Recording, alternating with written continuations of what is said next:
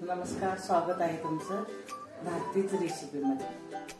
चला तर मग पाहूया आजची रेसिपी उकडीचे मोदक। मोदकासाठी मी आता घेतले 2 वाटी ओल्या नारळाचा किस, गूळ, सुंठ पावडर, मीठ, थोडेसे तूप आणि तांदळाचे पीठ। पीठ तयार करण्यासाठी मी 3 वाट्या पाणी घेते।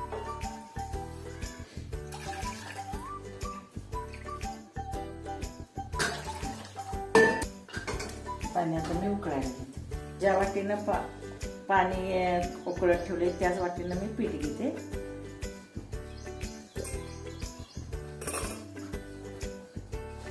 तीन वाट्या पाणी ठेवले, 3 वाट्या पीठ।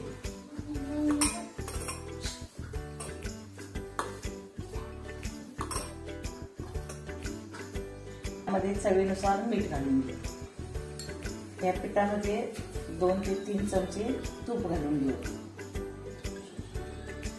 त्यामुळे मोदक कसं मऊ होतं, पिठाला हे लावून।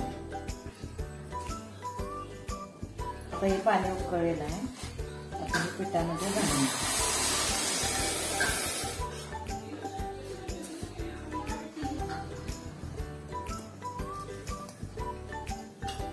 आता हे 15 मिनिटं झाकून घेऊ।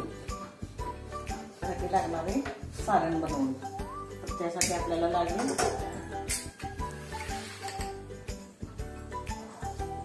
खोबरे,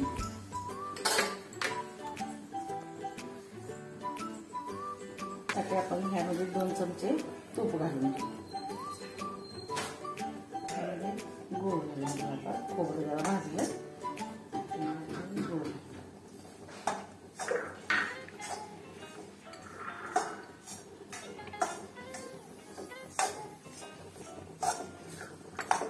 गुळाचे प्रमाण तुमच्या आवडीनुसार। तर आता ह्यामध्ये मी आता काजू आणि मगज बी घालून घेते।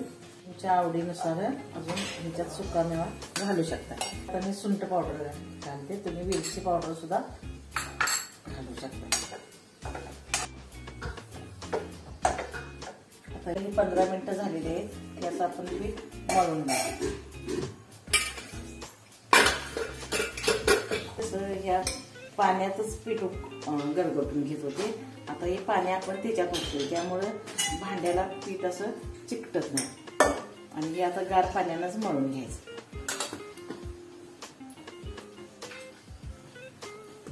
त्याच्यामध्ये काय गोटी बिटी काय होत नाही।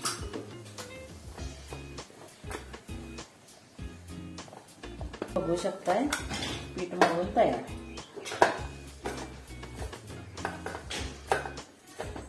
मऊ मऊ पीठ होते, त्यामुळे मोदक सुद्धा छान होते। आपले पीठ मळून तयार आहे, सारण पण तयार आहे। आता आपण मोदक करायला घेऊ।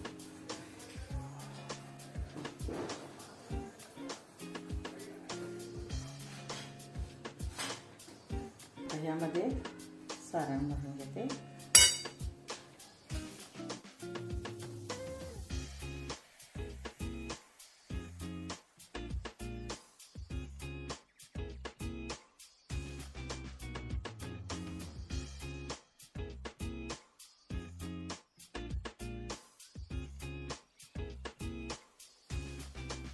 हा आपला मोदक बनवून तयार आहे। या प्रकारे सगळे मोदक आपण आता करून घेऊ। मोदक उकडण्यासाठी पाणी गरम करू।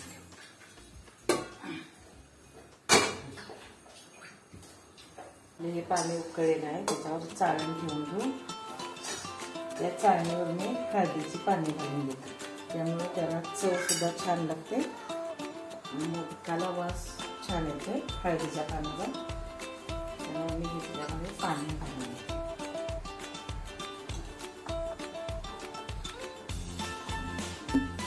मोदक ह्यामध्ये ठेवून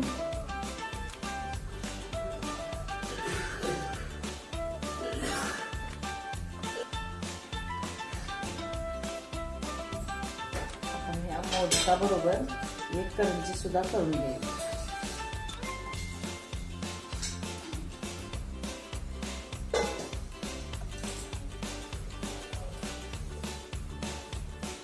झाकण ठेवून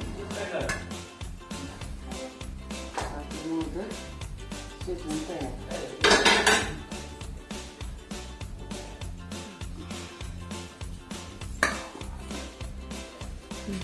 आता गार पाणी हाताला लावून मोदक काढून